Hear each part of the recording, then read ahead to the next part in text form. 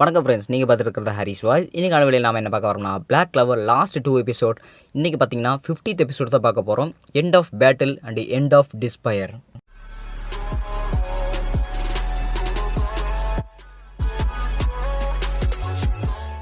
சிக்கின்ஸை வந்து அவரோட vehicle use பண்ணி அங்கே இருக்கிற ஒவ்வொரு மேஜிக் நைட்ஸையும் வந்து காப்பாற்றிட்டு இருக்கிறாங்க.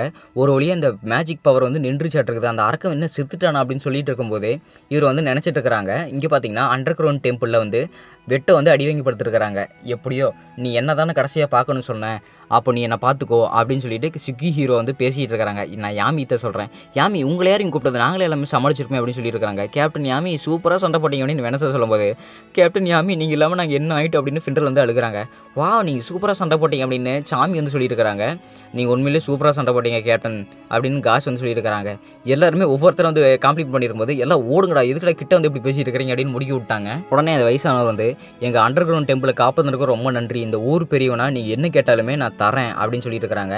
சரி அப்போ எனக்கு அந்த மேஜிக் ஸ்டோனை கொடு அப்படிங்கிறாங்க. மேஜிக் ஸ்டோனா, எதை பற்றி இங்கே பேசுகிறீங்க அப்படிங்கும்போது, நீ ஸ்டார்டிங்லேயே கண்டுபிடிச்சிருப்ப நினச்சேன், நீ அன்றைக்கி சொன்னில்ல நீங்கள் ஏதாவது உங்களுக்கு நீங்கள் மேஜிக் ஸ்டோன் தேடி தானே வந்திருக்கீங்க அப்படின்னு உங்கள் ஃப்ளாஷ்பேக்குன்னு சொல்லியிருப்பாங்க. அது வந்து நீங்கள் பேசுகிறத நான் வந்து ஒட்டு கேட்டேன், அதனால தான் நான் சும்மா அப்படி சொன்னேன் அப்படிங்கிறாங்க. யாமிக்கு வந்து செம்ம டென்ஷன் ஆகுது. திடீர்னு பார்த்தீங்கன்னா நெரோ வந்து அவங்க ஒரு மேஜிக் ஸ்டோன் எடுத்து ஆசை வந்து குத்துது. ஆனால் இந்த வழி நான் ஏற்கனவே ஃபீல் பண்ணியிருக்கேனே, இந்த கல் நீ எங்கேருந்து நெரோ எடுத்துகிட்டு வந்தேன் அப்படின்னு சொல்லும்போது, அந்த கல் தான் உங்களுக்கு மேஜிக் ஸ்டோனா, சரி அதை எடுத்துகிட்டு போங்க, அதெல்லாம் எங்களுக்கு தேவையில்லை அப்படிங்கிறாங்க. இவ்வளோ பெரிய போட்டி தேவையில்லாத ஒரு பொருளுக்கா? ஓகே சூப்பராக வேலை செஞ்சீங்க பிளாக் புல்ஸ் அப்படின்னு கேப்டன் யாமி சொல்லும்போது, யாமி என்னால் எதுவுமே முடியல அப்படின்னு சொல்லிட்டு எல்லாருமே படுத்துட்டாங்க. எனக்கு ரொம்பவே பசிக்குது அப்படின்னு சாமி இப்போ கீழே வந்து படுத்துட்டாங்க. ஸோ இப்போ வந்து வெட்டோ தோத்துட்டானா, என்னால் நம்பவே முடியல அப்படின்னு அங்கே வந்து ஐ ஆஃப் த மிட் நைட் சன் வந்து பேசிகிட்டு இருக்கிறாங்க. லிக்ட்டை அடித்தோடனே நான் சும்மாவே விட மாட்டேன் அப்படின்னு ஃபானா வந்து சொல்லிட்டு இருக்கிறாங்க. எப்படியாவது நாம் அந்த மேஜிக் ஸ்டோன்ஸ் அடைஞ்சி நம்ம ஒரிஜினல் வேல்யூ வந்து வெளியே காட்டும் அப்படின்னு சொல்லிட்டு இருக்கும்போது, இங்கே பார்த்தீங்கன்னா இங்கே பிளாக் புல்ஸ் இருக்கிறவங்க ஒவ்வொருத்தங்களுக்கு குளுக்கோஸ் ஏறிட்டு இருக்குது. ஒவ்வொரு ஹீலர் விசர்ட்ஸோட ஹெல்ப்னாலையும். ஏய் ஒரு வழியாக நம்ம குரூப்பில் ஒரு அழகான பொண்ணு இருக்கிறதாட்டு இருக்குது அப்படின்னு ஃபிண்டல் வந்து யோசிக்கும்போது, என்ன அப்படியெல்லாம் பார்க்காத அப்படிங்கிறாங்க. ஒரு வழியாக ஃபிண்டல் சண்டை போட கற்றுக்கிட்டான் இருக்குது அப்படின்னு வெனஸ்டர் சொல்லும்போது, ஆமாம் நீ எல்லாம் என்ன மேக்னா, நீ எல்லாம் படுத்துட்டு அப்படின்னு சொல்லியிருக்கும்போது, வாயை மூடு, அவெல்லாம் என்ன சண்டை போட்டு நான் படுக்க வச்சிட்டா அதனால தான் அப்படிங்கிறாங்க. உனக்குன்ற தெரியும் வெர்ஜின் கன்னி பையன், நீ கம்முன்னு படுற அப்படின்னு சொல்லிட்டு வெனசா வந்து டென்ஷன் ஆகுறாங்க.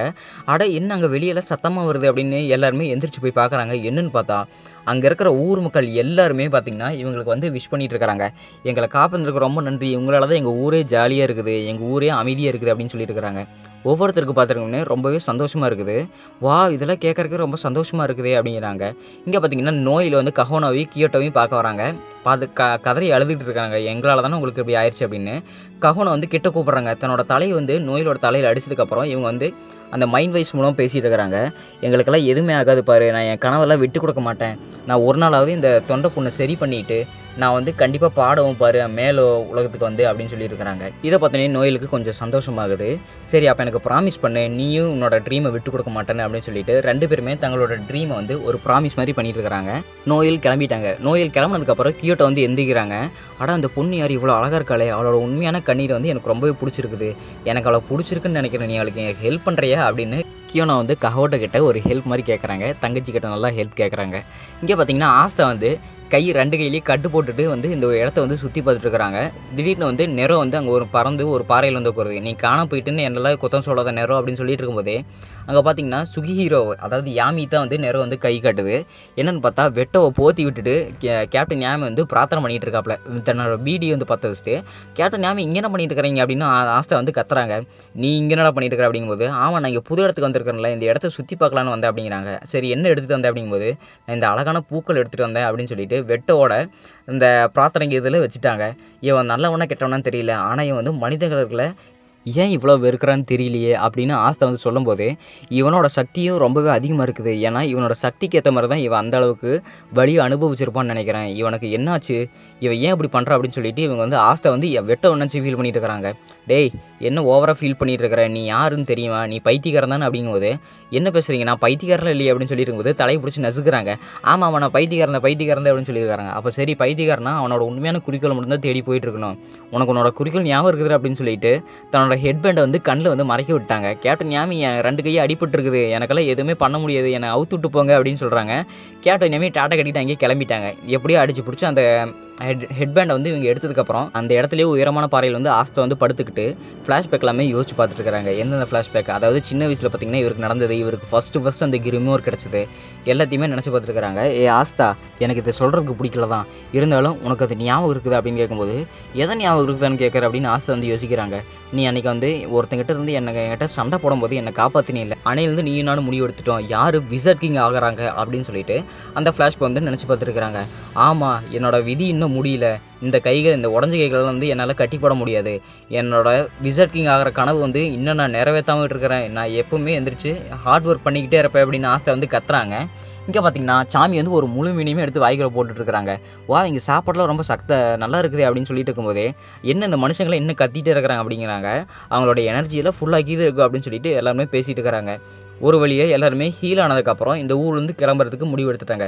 சரி, அப்போ நாங்கள் எல்லோரும் போயிட்டு வரோம் அப்படின்னு சொல்லிட்டு இருக்கும்போது, இந்த டெம்பிள் எபிசோடுக்கு ஸ்டார்டிங்லேயே பார்த்தீங்கன்னா ஒருத்தங்கிட்ட வம்பிழுத்துருப்பார்ல கேப்டன் யாமி, அவர் வந்து இப்போ மறுபடியும் வம்பிழுக்கிறாங்க.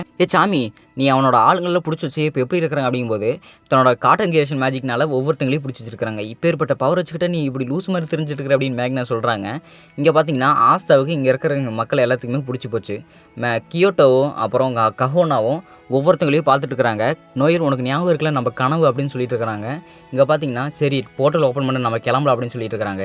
ஒரு வழியே இப்போது என் தங்கச்சியை பார்க்குறதுக்கு இப்போ நேரம் கிடச்சிது அப்படின்னு சொல்லிட்டு எல்லாருமே போயிட்டு இருக்காங்க. பேங்க்னா வா, நம்ம அங்கே போகலாம் அப்படின்னு சொல்லிட்டு இவங்க எல்லாருமே கிளம்பிட்டு இருக்காங்க. திடீர்னு இங்கே பார்த்தீங்கன்னா ஊர் மக்கள் எல்லாருமே ஒன்றா சேர்ந்து போயிட்டு வாங்க சொல்லிட்டு இருக்கும்போது அங்கே ஒரு சைலண்டான வாய்ஸ் கேட்குது. என்னன்னு பார்த்தா கஹோனா வந்து அங்கே பாடிட்டு இருக்கிறாங்க. கஹோனாவோட சேர்ந்து கியோட்டோவும் சேர்ந்து பாடிட்டு இருக்கிறாங்க. ஒரு வழியாக எல்லாருமே சேர்ந்து இவங்களுக்கு வந்து ஒரு குட் பை சாங் மாதிரி பாடிட்டு இருக்கிறாங்க.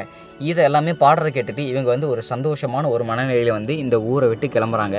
சரி வா, நம்ம போகலாம் அப்படின்னு சொல்லிட்டு ஆஸ்தாவும் நோயரும் ஒருத்தருக்கு ஒருத்தர் பார்த்துக்கிட்டு இவங்க வந்து கிளம்பிட்டாங்க. ஃபின்ரலும் பார்த்திங்கன்னா இவங்க எல்லாருமே போனதுக்கப்புறம் அந்த போர்ட்டலையும் ஓப்பன் பண்ணி இங்கேருந்து போயிட்டாங்க. ஸோ அதோட இந்த எபிசோடு வந்து முடிவடையுது. ஸோ இதே மாதிரி நிறைய வீடியோஸ் வேணும்னா மறக்காம நம்ம சேனல் சப்ஸ்கிரைப் பண்ணிடுங்க. ஸோ இந்த சீரீஸ் முடிகிறதுக்கு இன்னும் ஒரே ஒரு எபிசோடு தான் பாக்கி இருக்குது. மறக்காம உங்கள் சேனல் சப்போர்ட் பண்ணுங்கள்.